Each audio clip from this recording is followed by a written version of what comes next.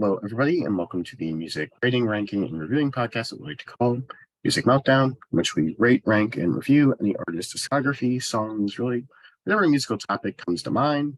This episode, we did a poll courtesy of Mr. Tavi down there. He messaged me one day and was like, "Hey, I want to do an episode."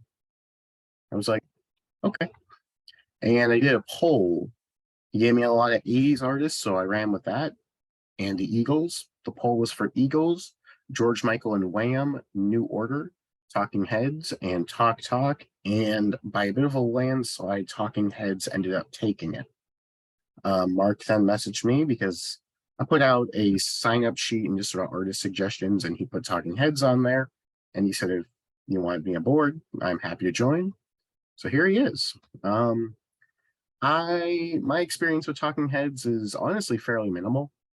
I'd heard like half of that greatest hits they put out somewhat recently, and I'd known Speaking in Tongues in full. And because I was doing a post-punk deep dive, I listened to more songs about buildings and food, Fear of Music, and Remain in Light. Although all of those were just like one sort of half paying attention listen, so I didn't know them too incredibly well. Past that, this was all pretty new to me. Although Talking Heads were a band that they'd been on my radar for a while. And I knew I would have gotten to them eventually, just sort of forced my hand on this one. But this was an interesting listen. I like the Talking Heads, but I feel like they're one of those groups that I probably respect more than I like personally enjoy, if that makes sense. Although this isn't going to be like B-52s or Television or whatever, where I'm just down in the dumps the whole time. With that being said, Tavi, what do you know about the Talking Heads? Yeah. First of all, thanks for the episode. Happy to be here. And yeah, I knew all of these except the last one, Naked from 1988. I started a deep dive, but I don't know why did I stop before the last one. It doesn't really make any sense, but like yeah, I do like the Talking Heads, and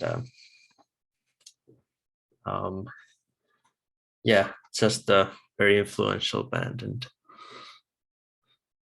I don't know, it's maybe the most influential band that I've been on, maybe. Hard to tell. I don't know. I'd say Phil Collins probably has them beat, but we'll see. Also, probably the album cover for Naked. That one is not very good. Mark. Yeah.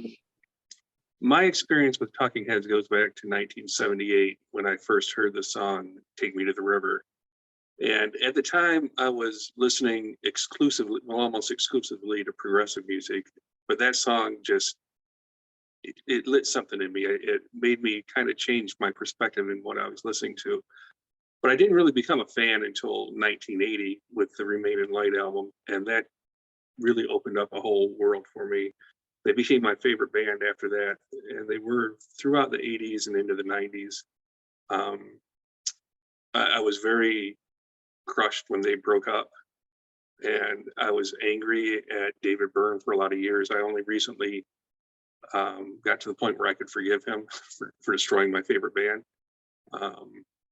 I saw them twice in 1982 and 1983, and I saw David Byrne on his American Utopia tour in 2018, and that is a spectacle of a show. If you've ever seen that, it may still be available on HBO Max. It's worth taking a look at. They're just a tremendous live band, and he continues with that. So I've made peace with David Byrne, and I'm ready to talk about them now. Nice. Would you still say that they're your favorite band by chance? No, they've fallen, but they're certainly in my top 10 of all time. Thanks. Glad to hear it.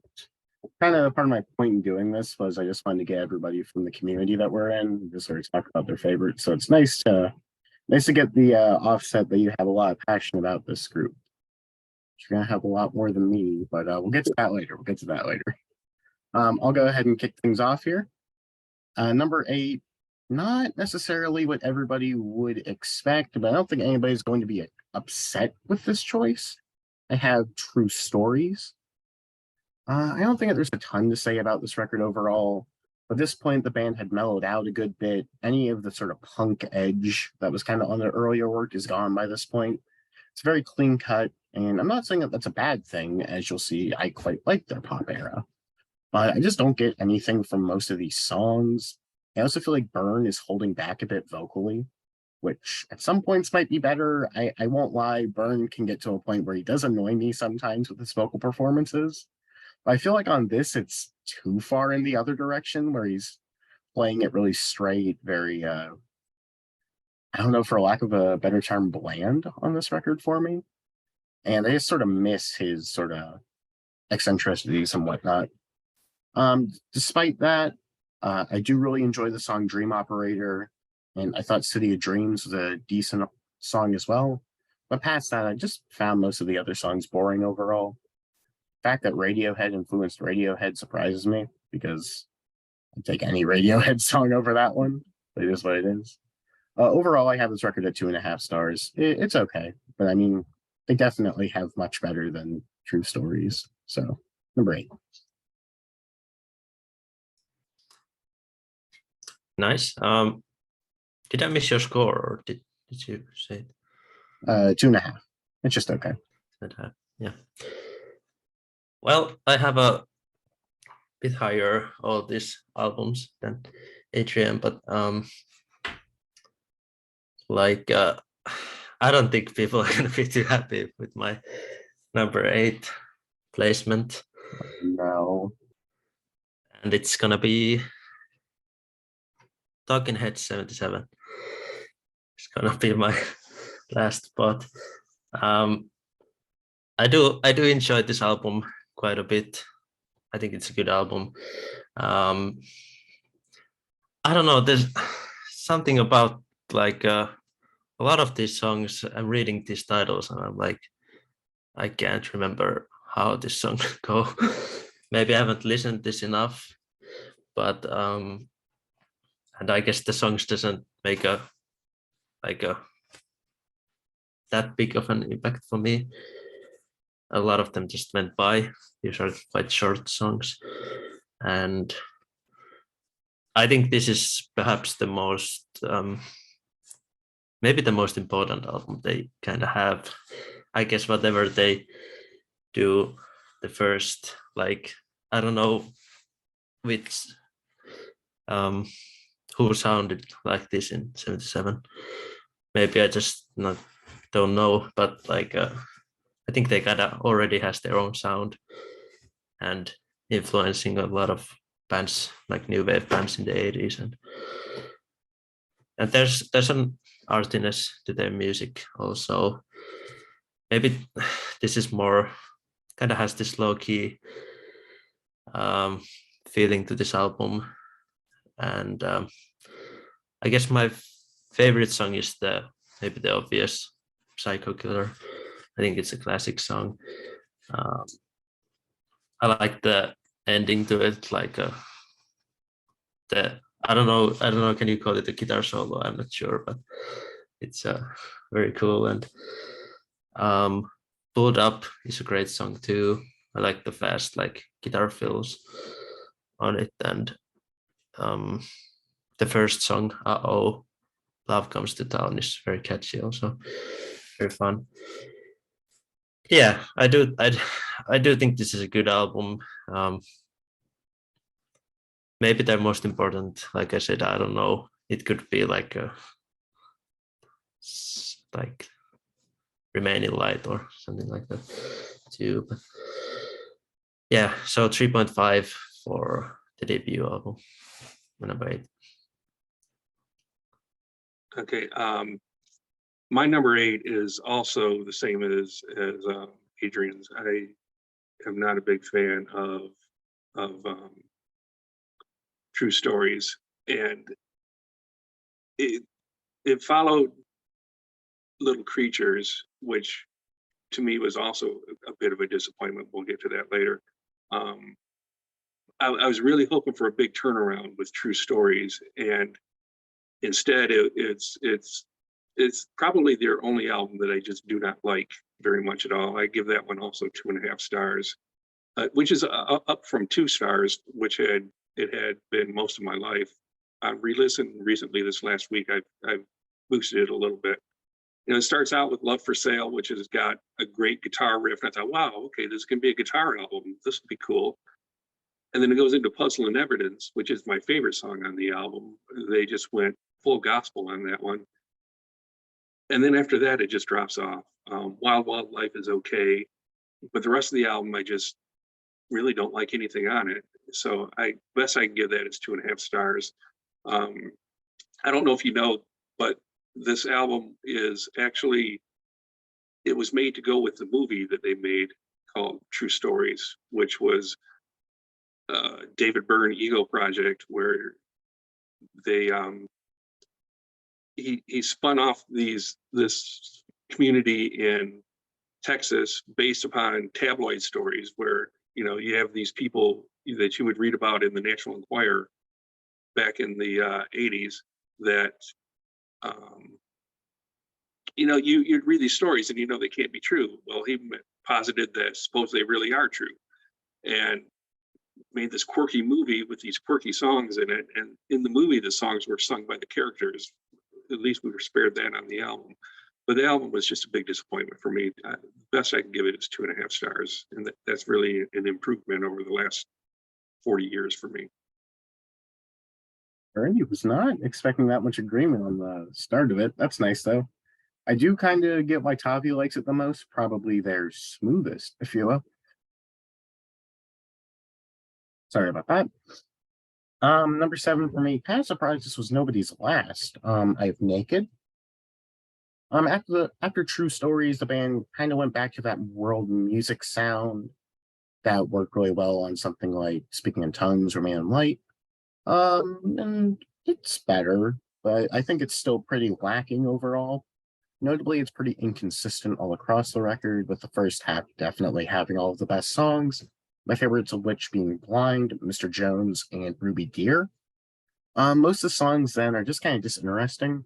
Had some fun. I listened to this record this morning, and whenever I was on the song before Big Daddy, you both were listening to Big Daddy, so that's just kind of funny. I saw that on Discord. Speaking of that song, I think it had like a slight bluesy element to it, which was interesting, but the song is just okay. And The Facts of Life, to me, is just their worst song. I really didn't like that one at all. Overall, though, there's a couple of pretty good songs near the front half that do get it into 3-star territory.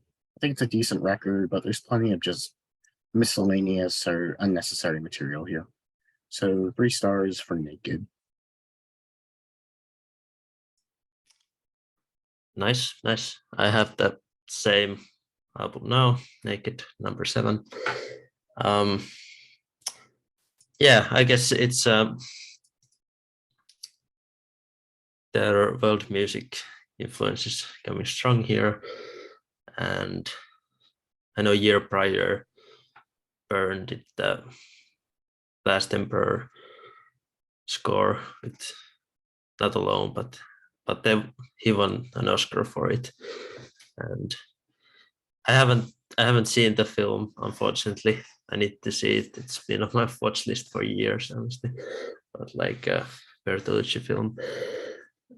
But I think that's where he got a lot of this influence to this album. But like I think it's a little long. I listened to like the CD track listing with like Bill on it. Like it's so 52 minutes. It's not, obviously 52 minutes isn't that long, but like I think it could have been a bit shorter, honestly.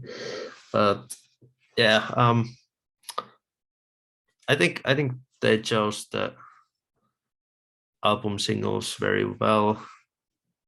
Like I think Blind and Nothing But Flowers were the singles, and I think I like both of those songs. I think Nothing But Flowers especially is very catchy. I think the Democratic Circus a bit too long, but I don't hate it. I kind of enjoyed the Facts of Life. It has a darker sound to it, and I want to say there was like this guitar, almost like screams, which were very cool to me. Big Daddy has I'm not the biggest harmonica fan myself. It has a lot of harmonica to it, and I really liked Bill, which wasn't on the LP vinyl version, and I would miss it. It's more atmospheric song. Yeah, I think this is pretty good listen still. I like it was a first listen for me, and like enjoyed it. It's a 3.5 stars. Number 7. Well, it's the trifecta. My number 7 is also Naked. This album, when it came out, I rated it higher. I was so much happier that they had done something more interesting after the last couple disappointing albums. And I didn't fully embrace the new direction where, I mean, I was happy they had returned to more of a world music sound, but they weren't doing the full funk thing that they had done previously. They had ventured off into a more of a Latin jazzy type of sound with the horns and different types of rhythms. And I think if they had kept going in that direction, it might have gotten better. This feels like it's only getting halfway there. It starts out strong though. The first half, it's like Adrian said, the first half is really good, and that's what I really attached myself to. Blind Mr. Jones, Totally Nude, a great start to the album, and Nothing But Flowers. But then the back half is a hard listen for me. And over the last week, this one fell. It had been rated higher, but I dropped it down a bit. And I got to kind of apologize to Roxanne, who I had argued with about this album. I rated it much higher at one point than I do now. I think I don't know, somewhere between 2.5 and a 3. Give it 2 3/4 stars. It's not as good as what will be up later, but it's not as bad as True Stories for me. Like I said, I like the first half. I like the direction they're going. It really, I think Byrne explored this much more in his first solo album, Ray Momo, where he went full Brazilian in that album. But this pointed the direction where he was going with that, and it's almost there. If they had kept up the momentum, and the second half would have been better. The recording of this was very strange. They had gone to Paris and recruited just dozens and dozens of musicians to work with, and they just did a bunch of jams. And then they went back to New York and added lyrics to them and edited them down. Johnny Marr plays guitar on it. Kirsty MacColl is on backing vocals. And I think this could have been much better if they had just done more with the second half of it, but it's my number 7. Nice. As it appears, you and I are now into the classic period, arguably. I guess Little Creatures kind of, it's there. Tavi still has True Stories for some reason, but we'll get there. Next up for me, maybe a bit contentious. I've seen some love for this record, and I do like it. I like all the rest of these records. Still not sure I would really go back to these. Next up, I have More Songs About Buildings and Food. I think this is pretty good overall, but I would say compared to the debut, this is more of a straightforward post-punk record, far less funky than that debut was, but the songwriting is probably on par. The production, definitely better across this one. It sounds a lot better, a lot more full, but I just simply think on a song-for-song basis, it doesn't have nearly as strong of highs. And there are a couple of tracks that I just wasn't as crazy on. However, I do really like Found a Job, Artists Only, Take Me to the River, and The Big Country. I think it's good, although I just don't really feel too strongly about it overall. 3.5 stars for more songs about building some food. It's good. Nice. Actually, I have the same album as number 6. More songs about building some food. Brian Eno is here producing, and I guess synths are here. I'm not completely sure they in the debut also, but there's at least some keyboards there.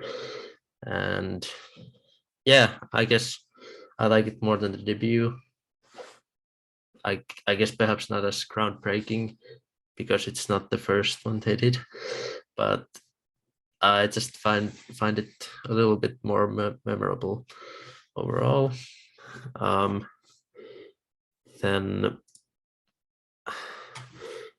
Found a Job. I dig the vibe to it. There's a danceable element to it, and especially the outro of it. And like, I'm Not in Love. It's very energetic. It's actually pretty crazy sometimes. Like Burn is sometimes screaming the lyrics or like screaming. I don't know, but Take Me to the River. Al Green cover. I think I like this more than the original. While I like the original too, and yeah, I think the Big Country is a epic way to end the album. But again, I don't know. Should I listen more some of these albums? But it's kind of I have problem remembering some of these songs on the side one, especially like they don't say a lot. I don't seem to remember them as well, but I do like this album overall. Have it at 4 stars, so it's very good. This, my number 6 is Little Creatures, and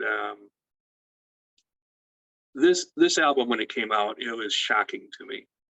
They had been on a progression from the first album through the 5th album, going in one direction, and I had loved everything they did.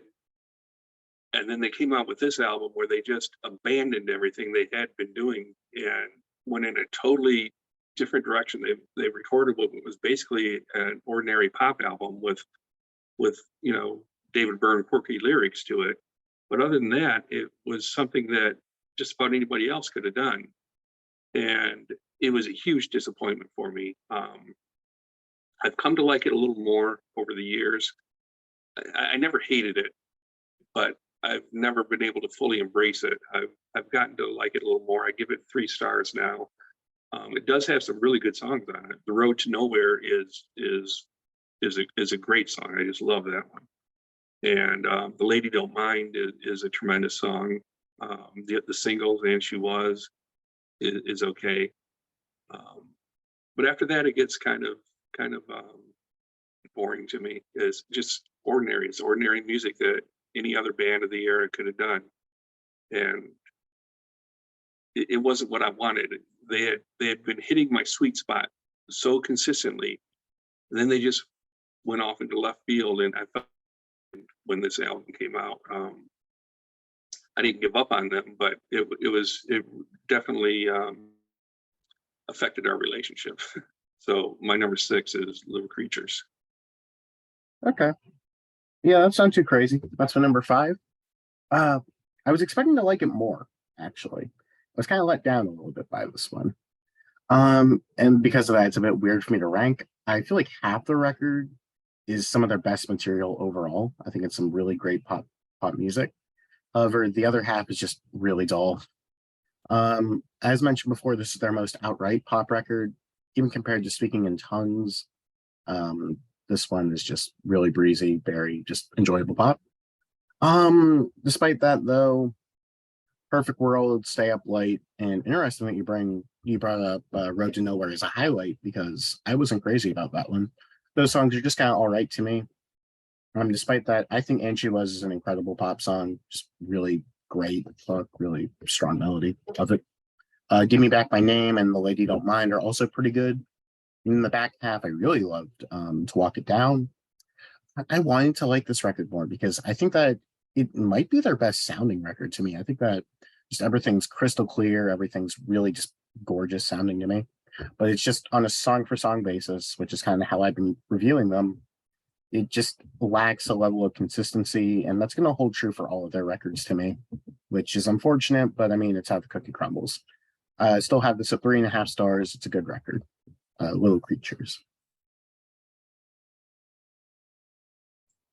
Great, great. I have now True Stories, I guess finally, but I don't know. Like, I'm a big '80s like pop rock guy. I don't mind if it's straightforward and just want it to be fun, and I think it's pretty fun. It starts Love for Sale. I think that is fun to the limit. I think for me, Bustling Evidence, I do like it, but I think it's a little too long. I would maybe cut maybe at least a minute of it from the end.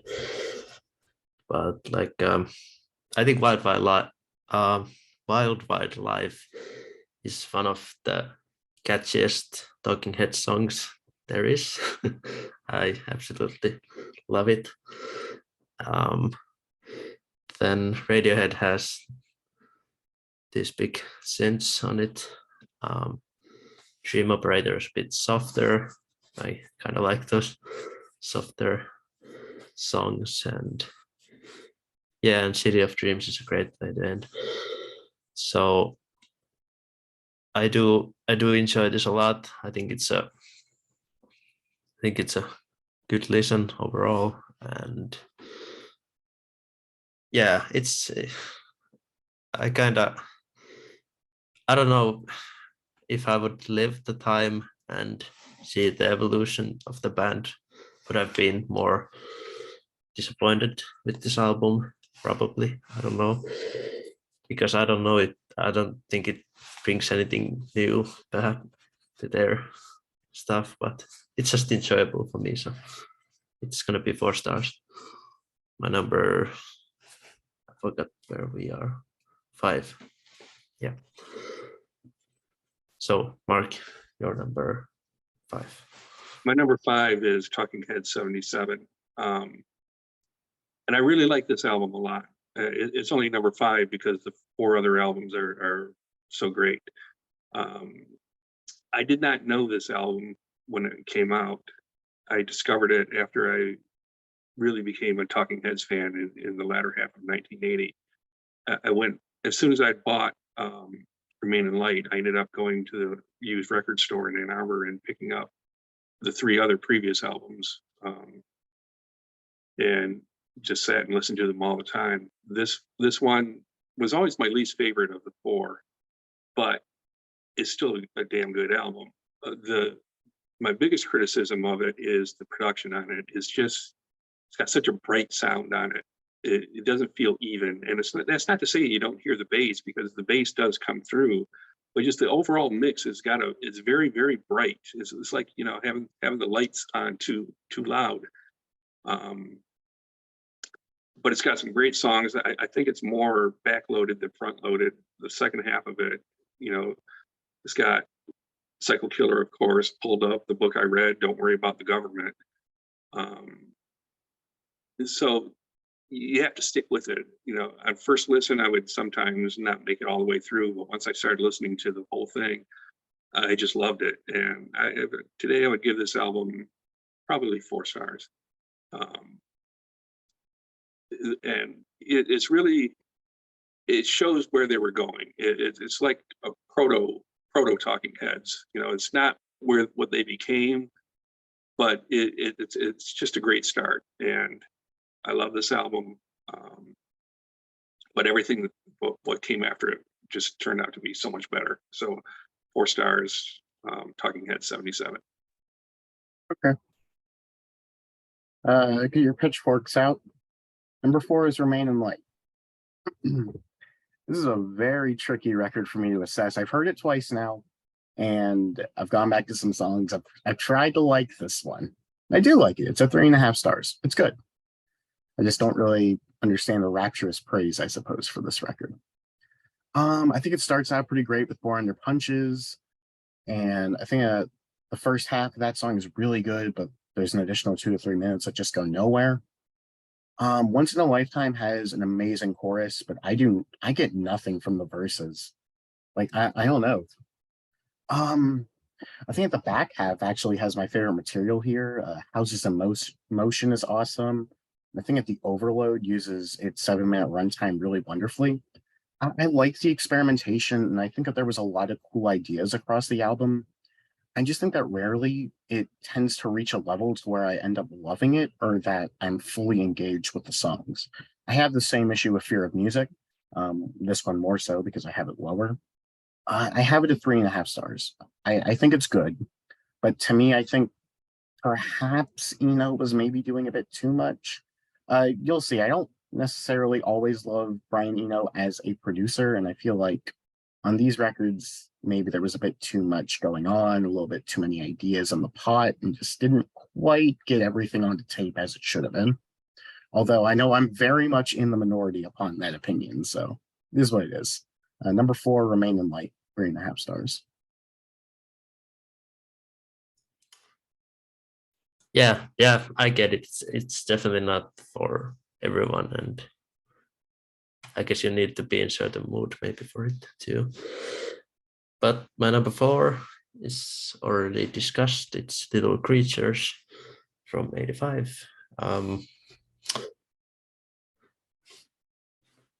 not gonna repeat everything that Adrian said because I think Adrian said a lot on the money for this album. I think it sounds great. It's perhaps not my favorite sounding, but it's up there definitely. I absolutely love the opening song, and She Was. It's 3.5 minutes of greatness. Just a fun tune, perfect length, and also love the. It's like, I don't know, is it even 10 seconds or maybe it's around that, but like the rougher guitar tone that comes to the end of the song. It's just so unexpected. And then The Lady Don't Mind is a great song. I think Mark enjoyed that one. And Television Man, another great one. And yeah, I do really enjoy Road to Nowhere. I think it's a big way to close the album. And yeah, I guess there's a, not sure was it the first time, but I guess this has more like backing vocals to the band, and like they used it on like the last 2 songs at least. And yeah, it's just a fun album. It's, I don't know, again, did they bring a lot of new to the album, but I don't mind. You don't perhaps always need to bring something new to enjoy an album. So I'm gonna give it also 4 stars to Little Creatures. My number 4. My number 4 is more songs about buildings and food. And this album, to me, it most closely resembles Talking Heads 77. As far as the writing and the playing, it's just a minor step up. But the production on it, Brian Eno came on and produced this album, and it is just so much better. It's got my, probably, if not my favorite, one of my top 3 favorite songs, Found a Job. I just love that jam. That one is maybe the song I've played the most over the last 40 some years. Just about everything on side 2. Again, this is kind of backloaded. Big Country, Stay Hungry, Artists Only. just great songs, one great song after another. Warning Sign, Girls Want to Be with the Girls. I mean, it's quirky like the first album, but it's better produced, and it's well, 77 had Psycho Killer, but for me, Found a Job is just such a good jam. It's just you get out there and you just want to dance when that comes on. I can't put that on and my feet stay still. It is, I just love that song and everything else on it. Big Country, I'm Not in Love. I've mentioned these already. I love this album. It sounds great. It's sequenced well. Both sides start out where they should and end where they should. That's another thing. I listened to all of these on vinyl growing up since the 80s. So I'm used to playing them 20 minutes at a time previously, which may be a different experience from the two of you have. I don't know if that makes that much of a difference, but that was my experience. And this album, I would give this 4.5 stars. They jump all the way up to 4.5 here. Just a tremendous album. Number 4, more songs about buildings and food. Nice. That feels like a record I should probably be higher on, just based upon the stuff that I have higher on my list. But just where it landed was a little bit lower for me. Let's just keep the streak going with me knocking out the conventional top picks. Number 3, I have Fear of Music. I didn't love this record upon my first listen, but it grew with me on my re-listen. Definitely their most experimental up to this point, filled with plenty of post-punk flair while having a heavy funk emphasis across the whole record. Byrne has really become most of the frontman that he would become across this record, and his unique delivery really mends a lot into their sound greatly. My favorites on here would be Mind, Air, Heaven, and Animals, and I found myself on this and in Remain in Light definitely gravitating towards the second half of the record, which is interesting because I've been told that they're very front-loaded, but it is what it is. I think that the closer Drugs is really awesome across this record, but the main reason I have it lower is just because I'm not crazy about a certain stretch in the first half. I don't really like Cities that much. Life During Wartime is just okay, and Memories Can't Wait just don't really do a ton for me. Overall, this and my next two, they're all lower 4 stars. I think that they're really good. However, there's just something there that doesn't get me to love them like other people do. So number 3, Fear of Music. Yep, same album. Number 3, Fear of Music. But yeah, I think it's a great album. I remember when I listened to them first time, all these albums except Naked, and I found it so almost kind of, I don't know, did it blow my mind or, but I guess now when I didn't know that next to either, so I guess I have to compare to those, so that's why I would have it number 3. But yeah, the songs are really great. One of my favorites are the first song, I Simbra, not sure how to say it, but it's a cool, like, world beat song and very unconventional, and I kind of like all of the songs that Adrian didn't like on the side 1.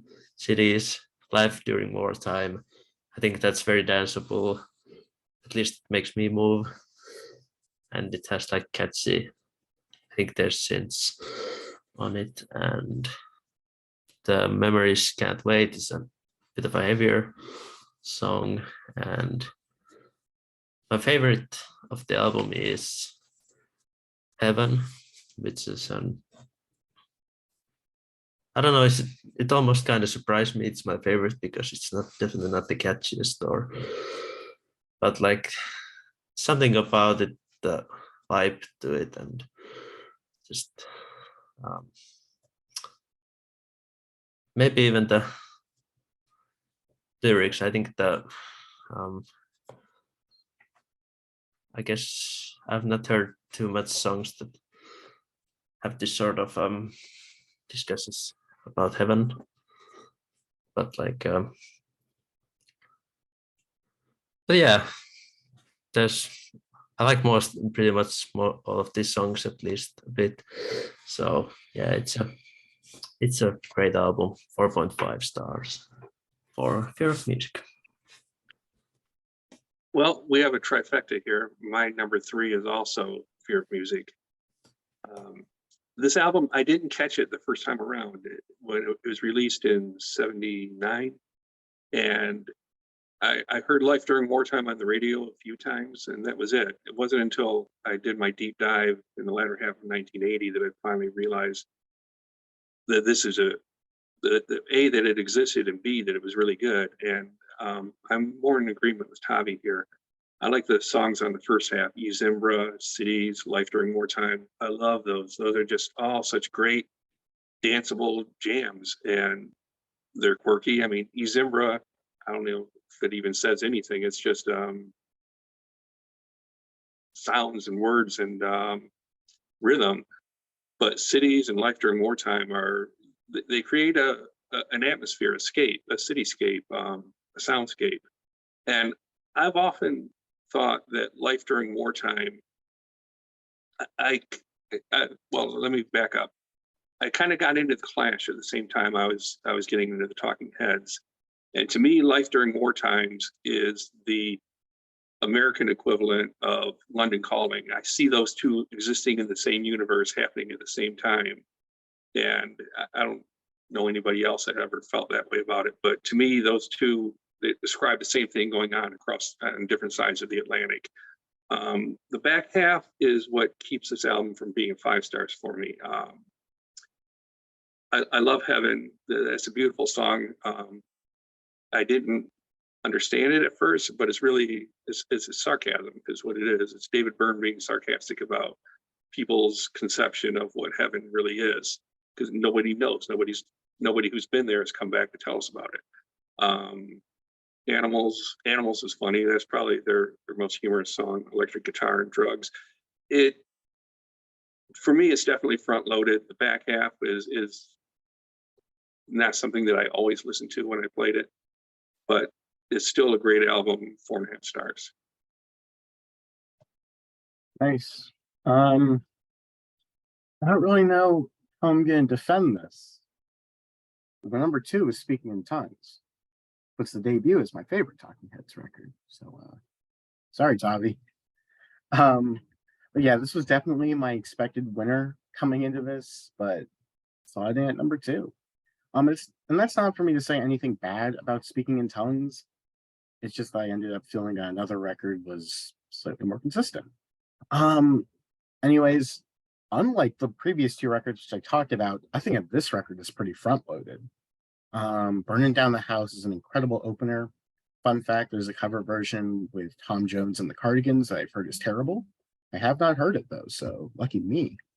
Making Flippy Floppy and Girlfriend is Better are both even better to me. The next 2 songs, they're good, but then the album starts to kind of dull a bit. Swamp as well as Moonrock just don't do a ton for me. And Pull Up the Roots does end up running slightly long despite me liking the song, but it closes with by far the best on the record, This Must Be the Place, which is just excellent overall.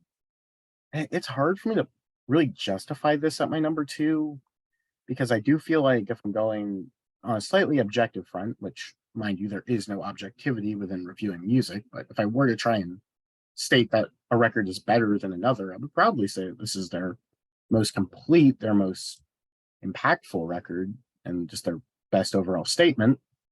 However, I don't like it as much as the debut. So number 2 for me is going to be Speaking in Tongues, another 4 stars. I think it's really good, just not quite my favorite. So let's see what you have next, Javi.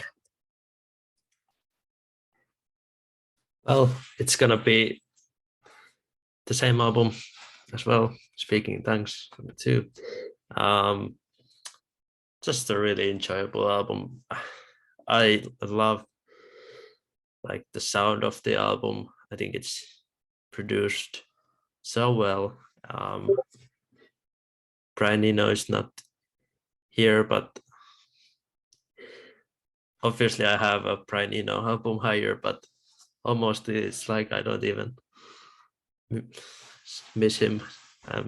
But like I think the songs are really strong. Burning Down the House is just it's a jam, just so much fun.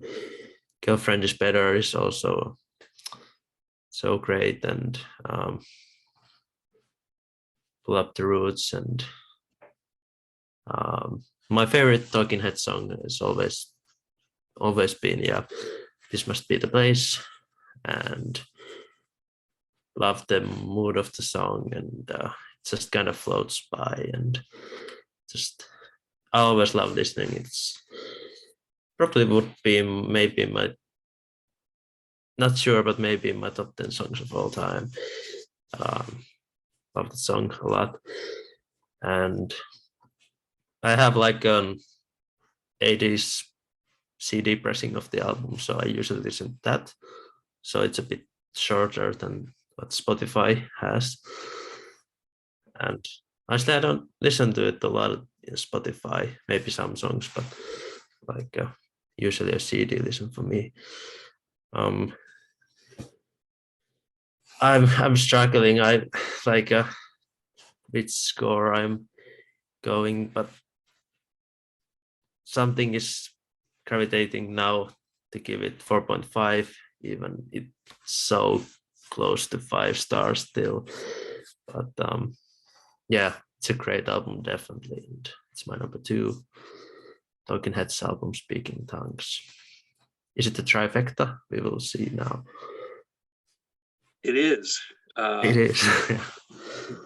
My number 2 is also Speaking in Tongues, and I have to say that when this album came out, it was my favorite for a long time. And throughout most of the 80s, I could not decide which album I liked better, my number 1 or my number 2. I just love them both equally. But in the decades since, the back half of the album, like Adrian said, is just not as strong as the front half. I mean, it starts out so good, Burning Down the House, Making Flippy Floppy, Girlfriend is Better, Slippery People.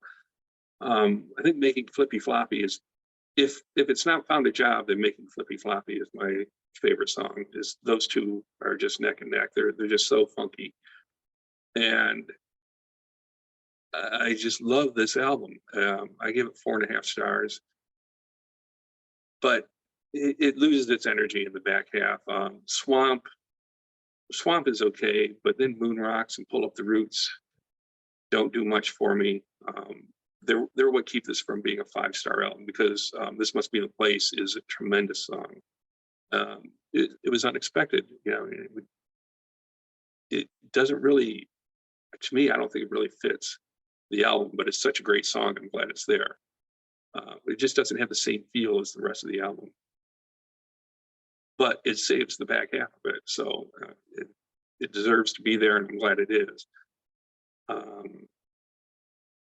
But over the years, this has fallen from a tie for number 1 down to number 2, but I still give it 4.5 stars.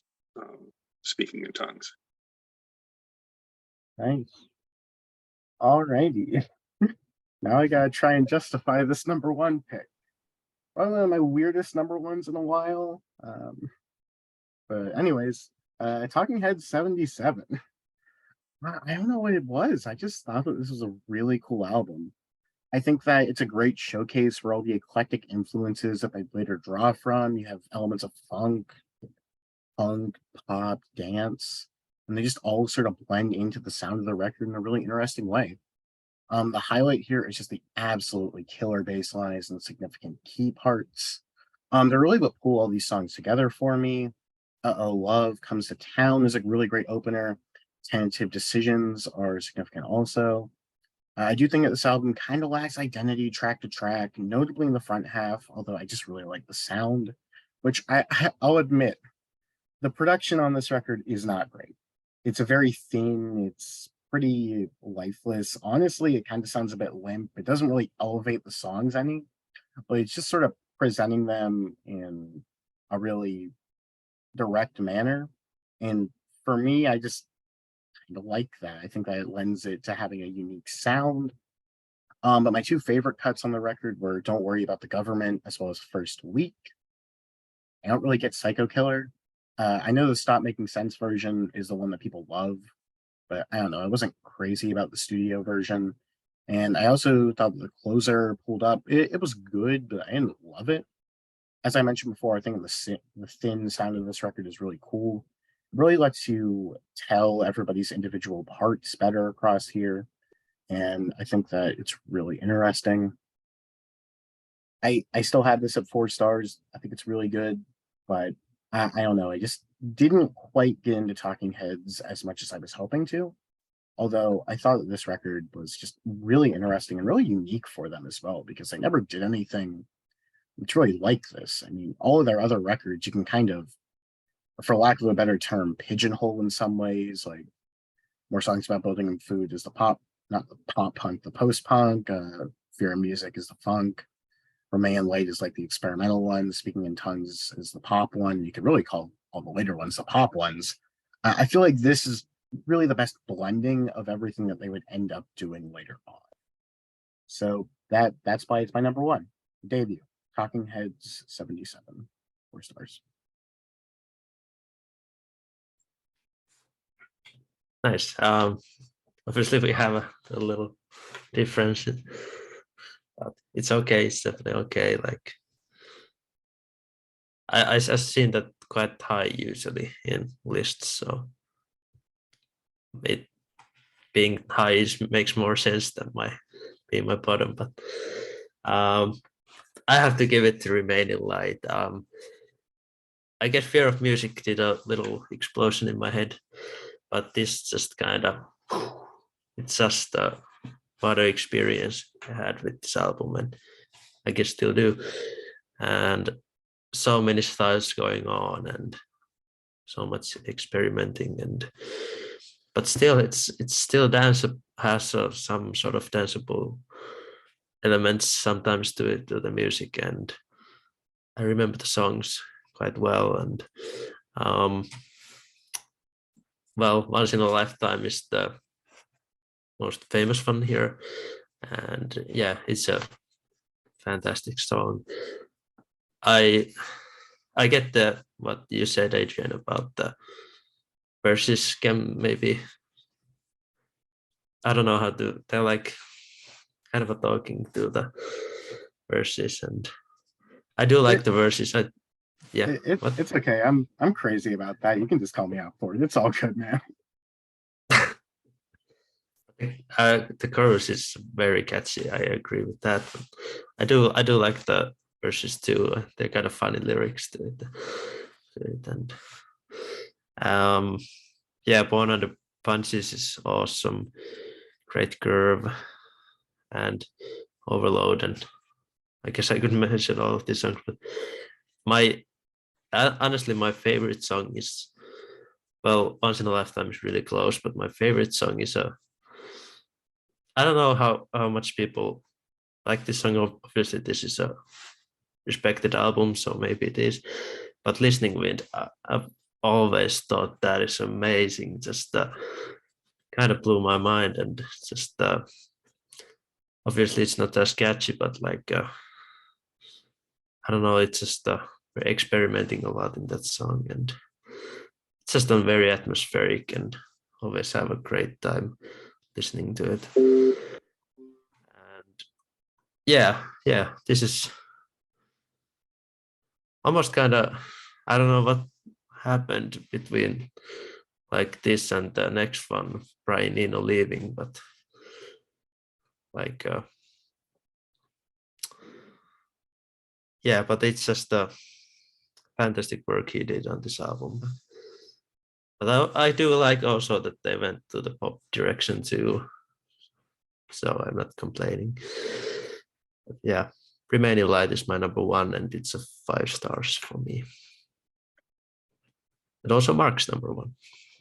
That's correct. It's also my number one, also 5 stars. This album, I can still remember the first time I heard it. It just blew my mind. It was in October 1980. I was visiting some friends. We were in an enlightened state of mind. one of them had just bought this album. I said, "Hey, who wants to hear the new Talking Heads album?" And at that point, I still wasn't a big fan. I was familiar with them. I liked them.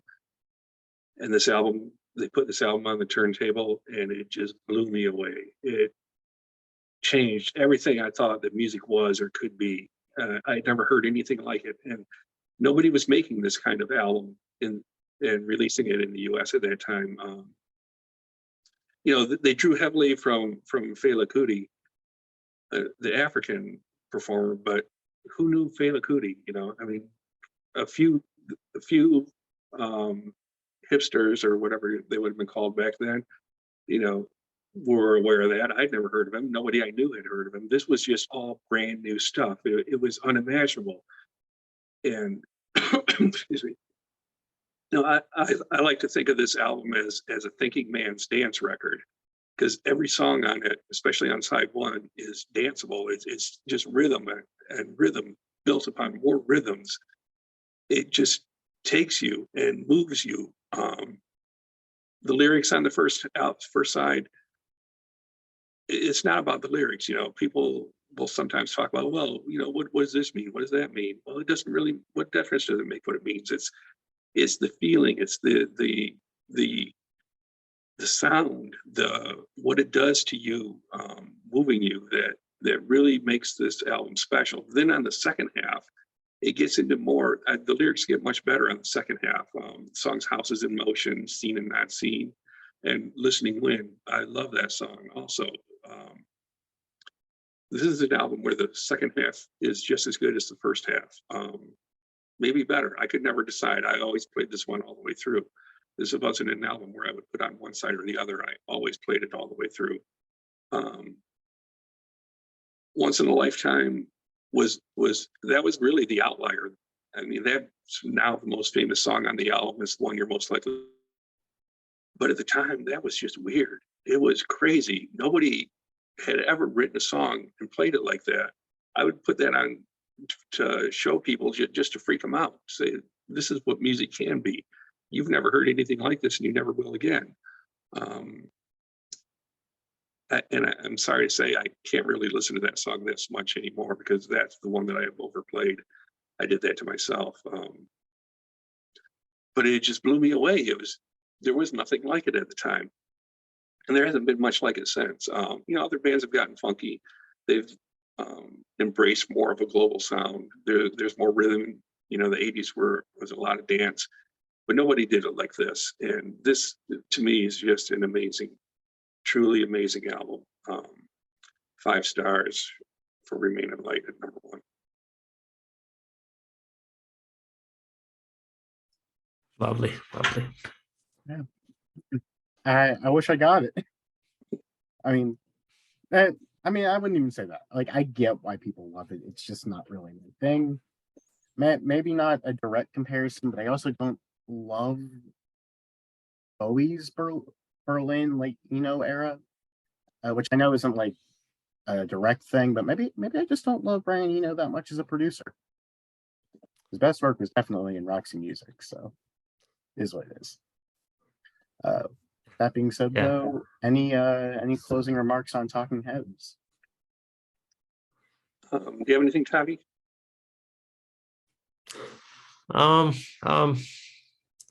don't know. I think AJ was talking about the Berlin trilogy, and I think I like Brian Eno more in Talking Heads than Bowie, honestly.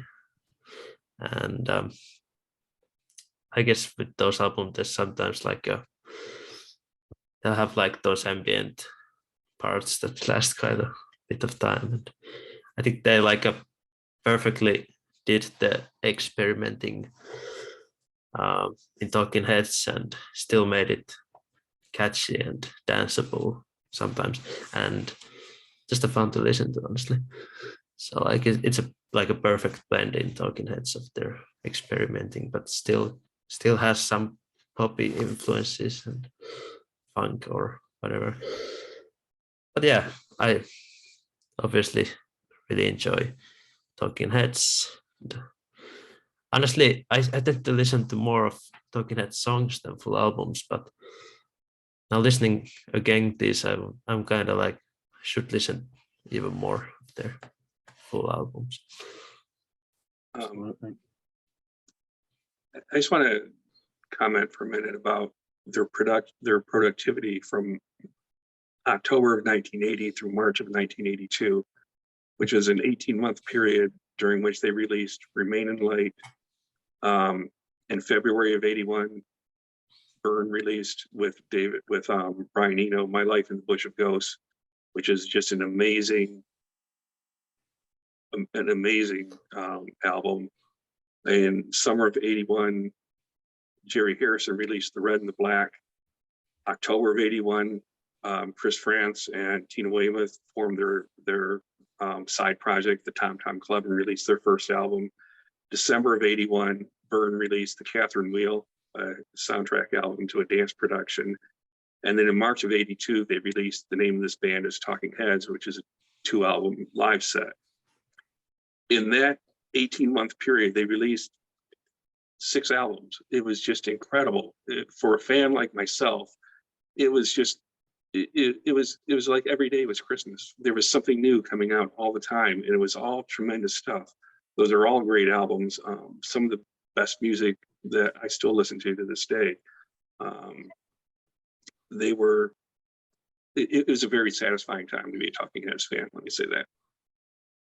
And the other thing I want to say is, I don't listen to their albums so much anymore either. What I mostly listen to is the live set. The name of this band is Talking Heads. It covers their first 4 albums. It does it very well. There are great versions on there. That has my favorite version of Psycho Killer. There are actually 2 versions on there. The second one features Adrian Blue on guitar, and he just wails on it. It is not what you're used to. It's not the studio version. It's not the Stop Making Sense version. This is more of just a jam, and Adrian Belew just takes it where that song has not gone previously. That's my preferred listening for Talking Heads these days. Although gearing up for this project, I gave them all a re-listen, and I enjoyed it tremendously. And I'll probably go back to listen to more of their albums again. They're a tremendous live band. They're so good live. I still haven't listened to those live albums. I should. Oh. I definitely should. Yeah, me too. Yeah, I've heard. recommend it. Yeah, And- and there's like the concert film also. Stop Making Well, Sense. you're fortunate. They are re-releasing the film to movie theaters this summer, so you'll be able to go in and see it on widescreen. Nice. It is definitely worth seeing. It's the greatest concert film ever, hands down. It's not even Hopefully, close. it's international release. Yeah. Because Yeah, I don't know for sure about that, but hopefully, yes. yeah. Maybe you got some deep focus content there, Tavi. Maybe. Alrighty. Also just golf clap here. You got to 5 stars. Took 4 episodes, but we got there. Happy for you. And that being said, just one more thing. Kind of interesting. You point out the sort of ambient sides of the Bowie records not being as great, because I prefer both ambient sides on Low and Heroes. So it is what it is. Yeah, but we're talking about this I know. band. I know. Like, I mean, I don't do Well, well with ambient music. that's fair. Julio, at the moment. And with that being said, really hope that you enjoyed our discussion on Talking Heads. Hopefully more than I enjoyed the Talking Heads. Yeah, I like this band. I get why people love them. It's just not necessarily my thing at the time.